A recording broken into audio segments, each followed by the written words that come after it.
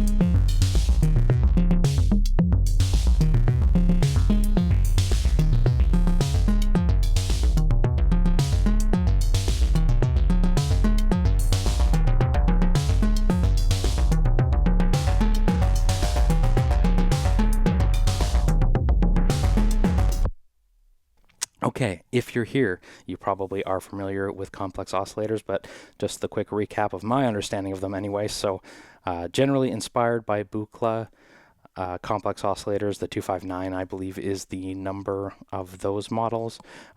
They are generally two triangle core oscillators, usually analog, and in this case we are using the digital through zero core on the carrier one.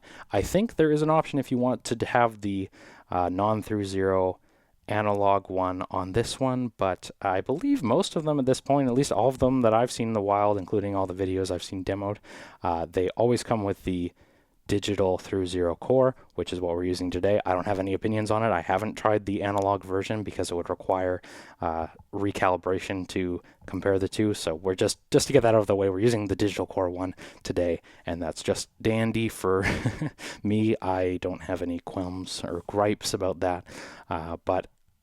So yeah, there's two carriers, there is a modulation bus between the two of them, and there is a wave shaping section. And there are many different ones. My experience is only with the Frapp Tools Brenso when it comes to complex oscillators, but basically those are the things you're going to usually see in a complex oscillator. Now, you can make these with independent modules. You could take two oscillators and a wave shaper and make your own complex oscillator, or there's different interpretations of it, right? It doesn't have to be analog. The Brenso has its own take on it.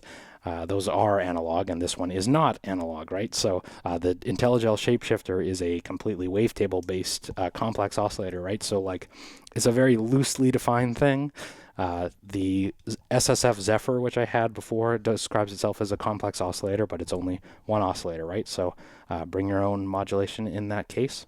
Just to say that when I think complex oscillators, I'm going to be making comparisons of the Furthrrrr Generator to the Brenso, which is my most direct experience. Now, we might get some help from the Pony VCO today, but we'll see how things go. So with that being said, you're probably more familiar with all of that than I am if you're here, but right now we are listening to the final output of the Endorphins for the generator. You know what it is. I didn't need to repeat that, but we're just going to go through the panel real quick. So there is this mood wave selector, which isn't going to do anything right now, but I believe this changes, or it adds some modulation to the modulation bus itself, and I'll explain what that means in a bit, but I'm not totally clear on how that side of things works. But another quick thing to get out of the way, I just got this morning.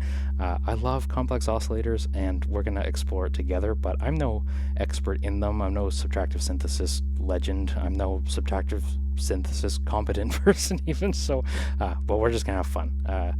If you're here for a super deep dive on what it is and complex concepts in Eurorack, then I would definitely say check out the DivKid video. He goes super deep on this in a way that I won't even hope to. Check out FM videos by Sound and Voltage. Jeff does some awesome videos that explain things really well, but we're going to talk about the hardware and we're going to jump into it right now. So we have the mood wave in the first top corner. I'll explain a little bit about how that relates to the modulation bus in a bit.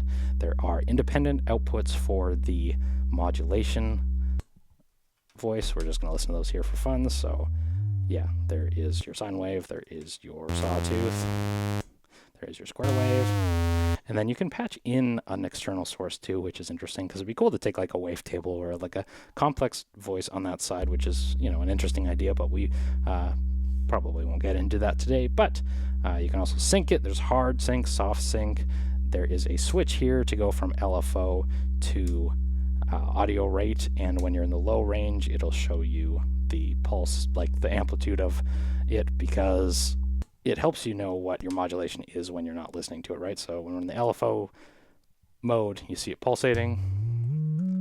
When you're in the audio rate, we don't. So I'll go back into my final output here.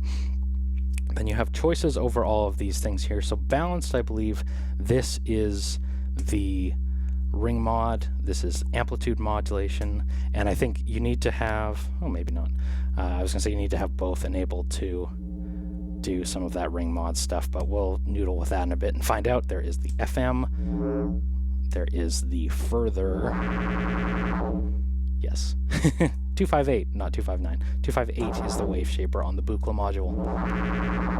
Yes, this is what I love complex oscillators for, is the craziness, the chaos. Then there's independent outputs for all the different wave shades. On the carrier side, there's our sine wave. It's very low, but it's square with PWM.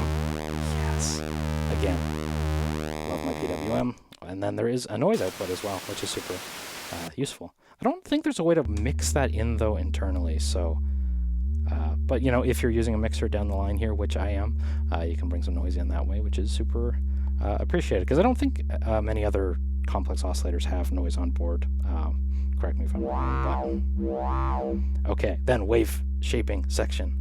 This is the symmetry. If you're using the square wave, this is the PWM, but in the final output, this is the symmetry of the wave folder.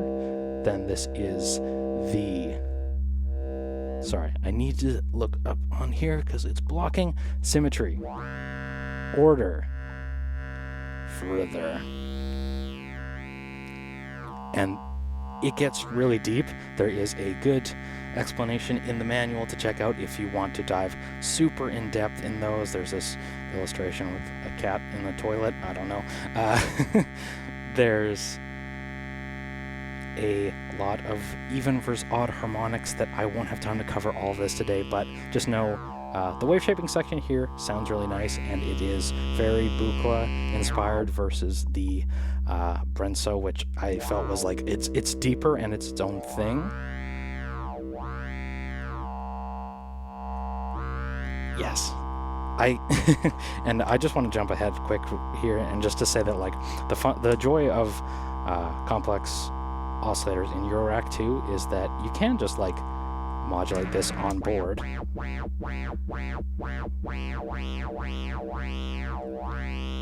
Like this is valid on its own in my biased opinion. Like that, we already have a super complex wave form coming out at the end, right? We haven't done cross modulation, we haven't done anything. It's just like, that's better. I think this even odd is, at least it works kind of like a high cut for the wave shaping, right? Or a low cut. So you can preserve your low end, at least in this patch. But anyway, lots on board there, and we're going to jump into all of it, but I want to keep moving in order of going through the panel. So there is a attenuverter on the bottom for modulating that as well. Ooh. It sounds nice. I love these wave shapes. We're back to our pure sine wave. Now there are hard and soft sync for our modulation bus. Sorry, between the two. There's cross mod as well, but we're just gonna leave things pretty open at the moment. I'll bring out of my, or I'll take out the modulation bus, and then in the bottom we have our pitch and cross mod if you want to have it modulate the modulator with the carrier, which that is way beyond what I'm going to get into today, but you can also modulate the modulation index if that isn't confusing enough for you.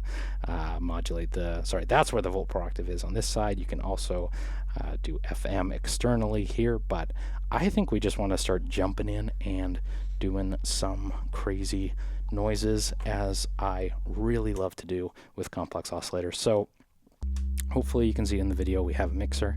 I'm going to bring up my sine wave a bit, and we're going to bring mixer outputs of this one. I always kind of wished, and I think, correct me if I'm wrong, the Mind Phaser has some sort of onboard mixing, but seems not a shame, but like seems a little bit like, you know, you could bring in onboard mixing. Like I have a noise source, and you know, be cool to just do this all on board, but as far as I know, none of these do, so we have to use an external mixer. So here I'm going to blend a whole bunch of waveforms. Really what I want out of a complex oscillator is just to make a super complex waveform. So let's take our noise to,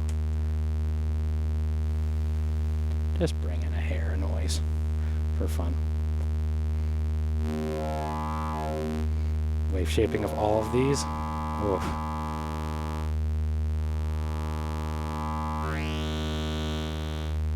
That sounds so nice. I like to keep these harmonics on the low side so everything can be folded. And then you bring in that Furthrrrr generator. Ooh.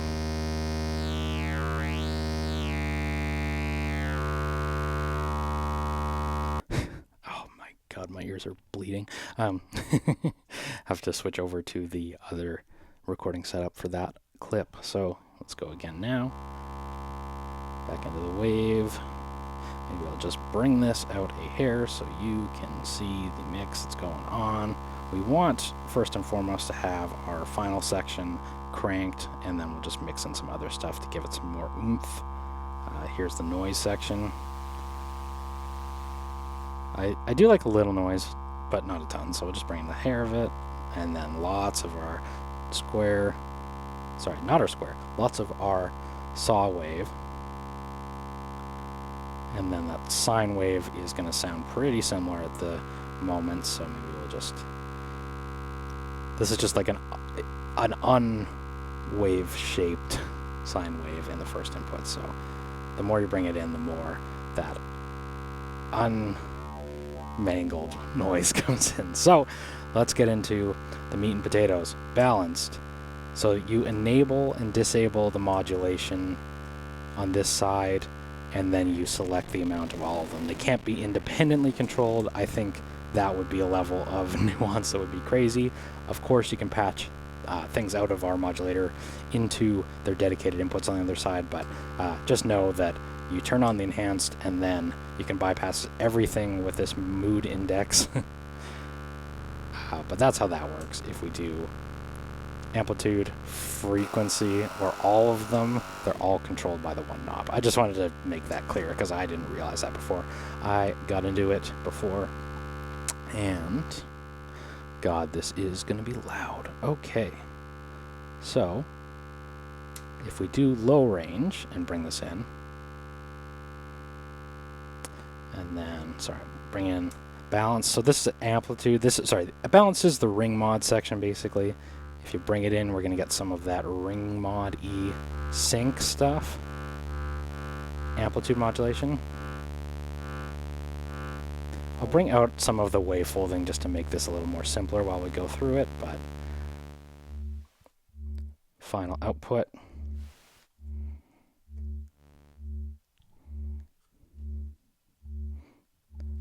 Okay, we're just down to the final output. So we have ring mod. I'll bring it up to audio rate, and you'll hear wavefold it a bit, just so the sine wave is, you know, sine wave's kind of hard to hear. If we bring it in a little bit of wavefolding, it makes it easier to hear. So ring mod, audio rate. This is cool.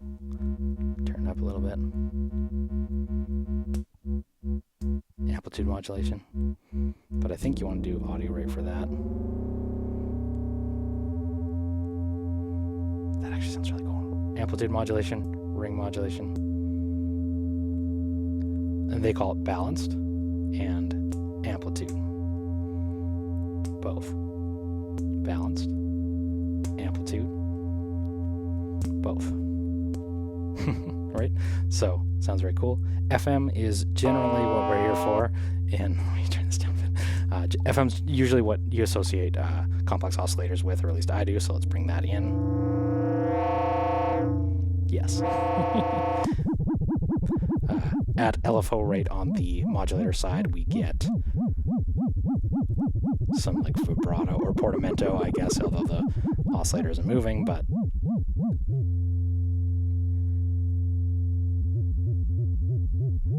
interesting, it's through 0, so if you're not up to a certain point, it won't actually even change the pitch of it. I think that's interesting. You got to get really out onto that side. So what we do want to do with FM, at least I find most useful, is audio rate, because you get to do wave shaping through it basically, and yes.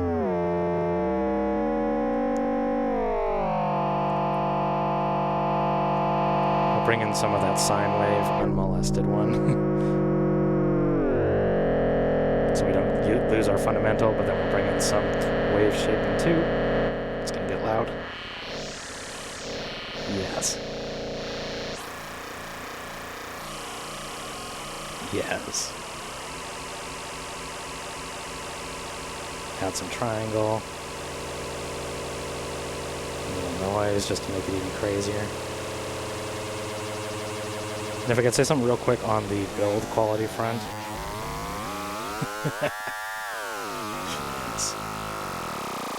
These are like, they're not endless, but they are kind of like endless encoders, and I don't really love that. So instead of a fine tune and a coarse tune, they have these two knobs that they spin like repeatedly. So you can make really fine adjustments because it takes a long time and a lot of spins to get through it all. I don't know, it's kind of hard to know where you're at when it spins infinitely, right? Like the white direction doesn't mean anything. Which turn are you on, right? It's kind of hard to explain, but they're also kind of noisy. They make this weird whirring noise. I would have preferred it's not a huge headache, but I would have preferred the, straight up ones. I'm not as concerned with fine tuning of everything, right? The simplicity of the coarse tune is nice for me. As you can hear, I'm not so concerned. This is crazy.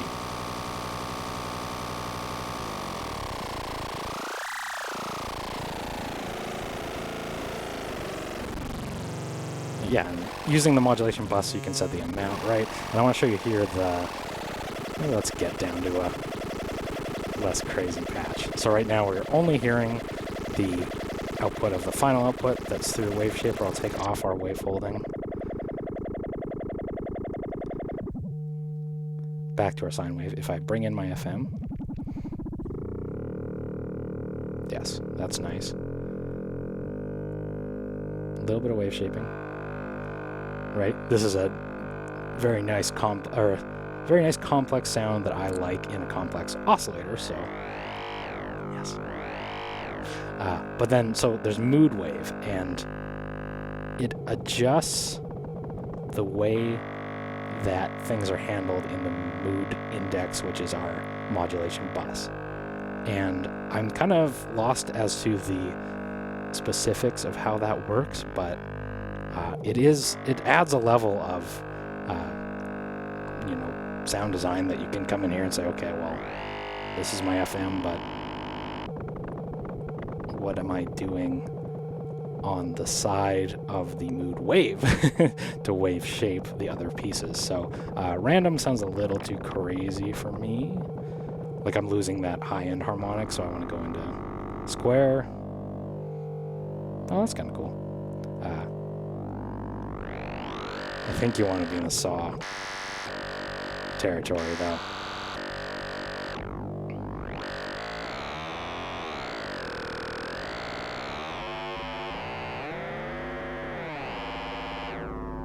All right, then further. What is further? Ah, modulation over the wave shaper. Okay. Yes. So on the Brenso, this is like that. Yeah, okay. That last one. Go into LFO mode. Oh, it's like pinging it. Interesting.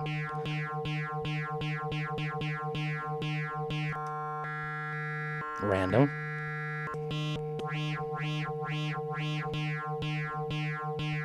Okay, so this is like the shape of the whole modulation bus then. This is your straight up LFO shape, I think. Okay. Interesting. So yeah, if I go back to FM, go up to audio rate, take off my harmonics just to see if this is all true. We get our sine wave, right? Bring in some modulation. Oh, you know, amplitude will show us, right? Amplitude modulation, if we do...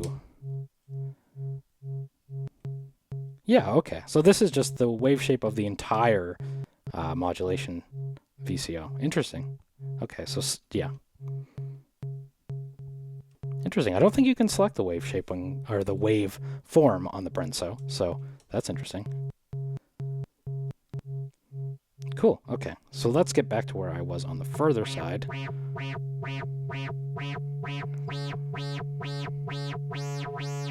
Yeah, modulation of our wave shaping section.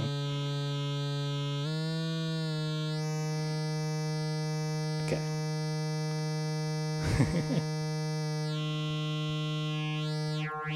Yes. And FM? Audio rate?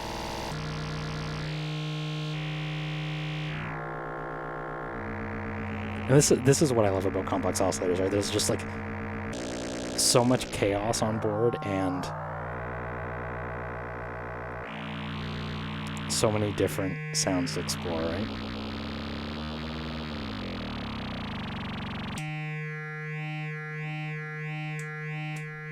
To amplitude, bring in some other wave shapes.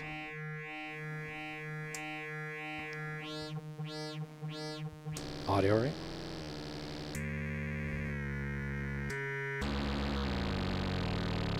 The only thing I kind of like, I'd like to use an LFO for the further. I guess you can patch this in yourself with other oscillator, obviously, but like I'd like to use LFO for the further and then audio rate for the FM, right? So bring your own modulation on that front for me personally, but it's still cool to bring all this in.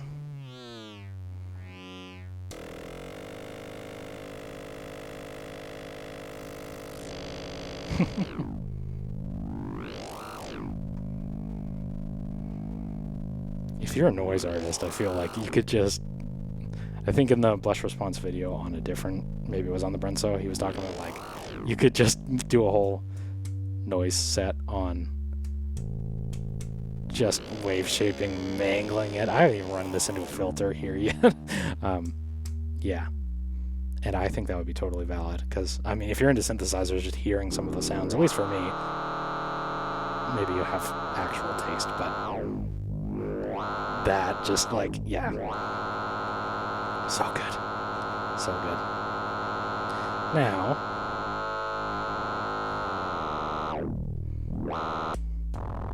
so good. So good. To make that actually musical, I think one of the things I like to do on these Buchla-inspired modules, I would say, let's do a little bit of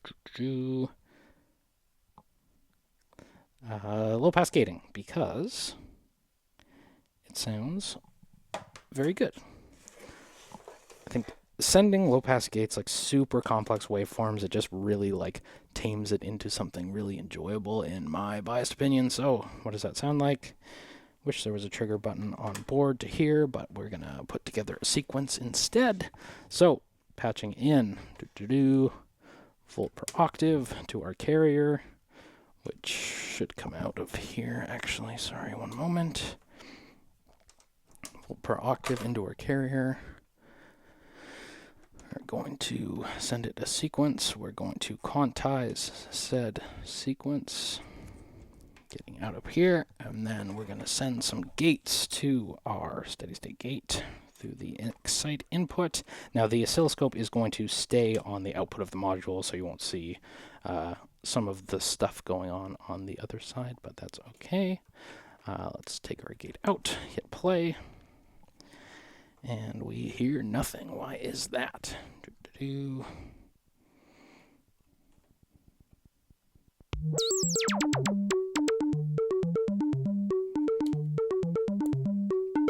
So I am going to try real quick to keep the timbre. Like we want to do our wave folding on board so you can hear that. So I'm going to put it in saturation mode and move the timbre all the way down. So yeah, I really like how that sounds. So yeah, that is a little sequence.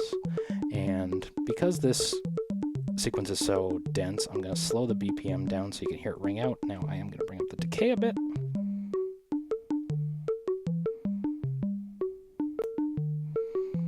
Wow, suddenly that chaos is sounding pretty nice. It's pretty sine wavy though, so let's just bring in a little bit of wave folding. We did lose some bass there.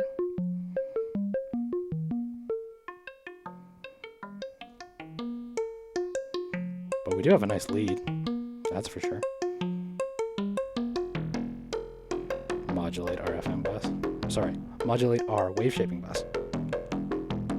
Guess using our modulation bus to modulate the wave shaping would be the proper way to say it. Let's bring in some FM.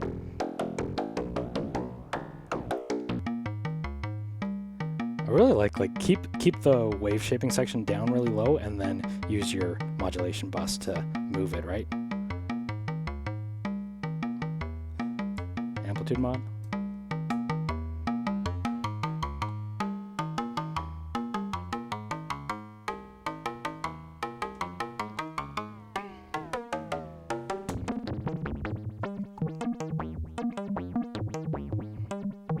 Yeah. But let's do some FM.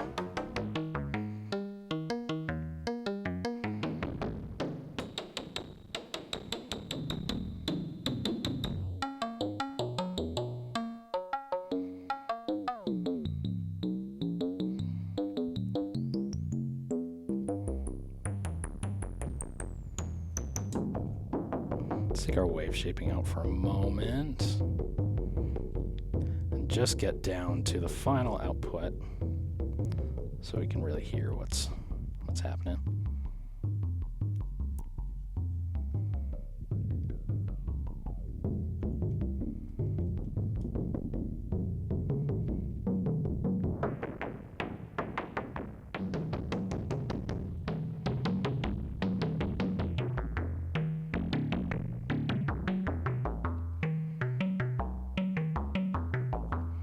Take our FM off, bring it in.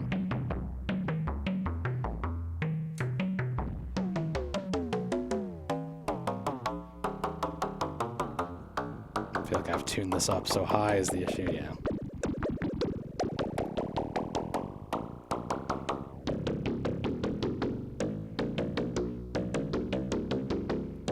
Trying to hit a sweet spot of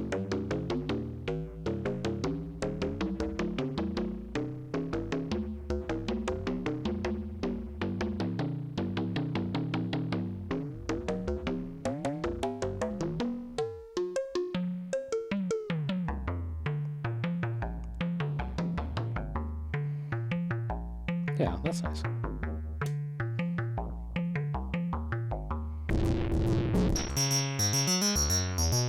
Oh, audio rate modulation of the wave shaping section. I really like that.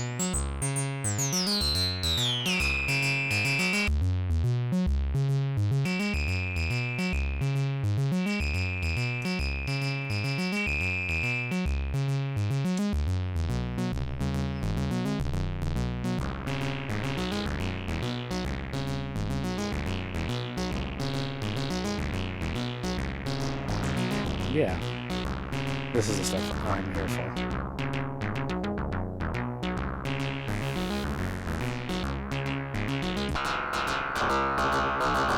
I will say, if you've noticed from my noodling here, I find the FM bus with these huge encoders is kind of hard to control. Because it's hard to know what, like, yes, you can go from audio rate to LFO rate within the settings, right? Like on either switch. So it's hard to know where you're at, right? So we take out our wave shaping.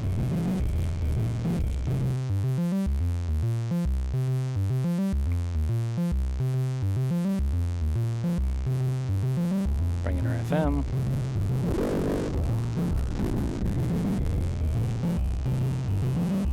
So we can just hit one of those ratios just right.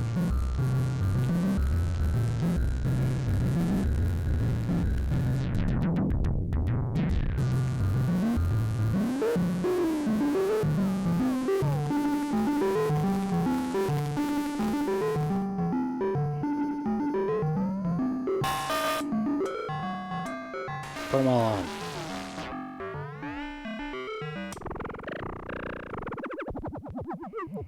Yeah, see, we were super high up there. Okay. So we go in audio, right? Yeah, this is where I was trying to be. So yeah, that's kind of a quirk I don't like of these encoders, but that's okay. That might be to your taste, and that's totally fine. Filter it out a little bit more.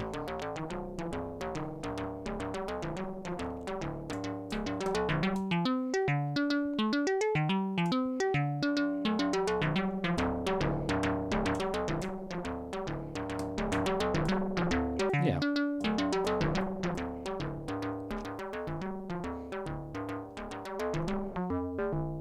Yeah. That is the Furthrrrr Generator. I love complex oscillators. This thing's a lot of fun. So if some of these sounds, some of these workflows are to your taste, I definitely say check it out. So thank you so much for watching. I'm Tafony. Thanks for hearing me ramble. I appreciate you. Take care. I'll talk to you soon.